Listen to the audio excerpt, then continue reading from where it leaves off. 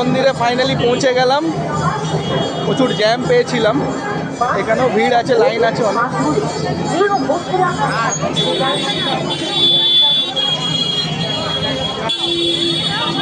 এখন আরতি হচ্ছে বলে এখন দর্শন বন্ধ।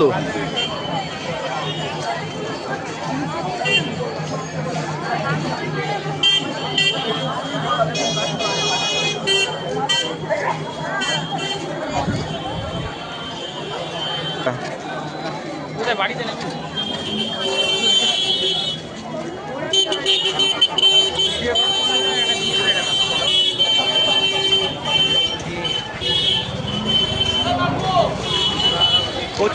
প্রচুর লাইন বড় মায়ের এখানে প্রচুর লাইন।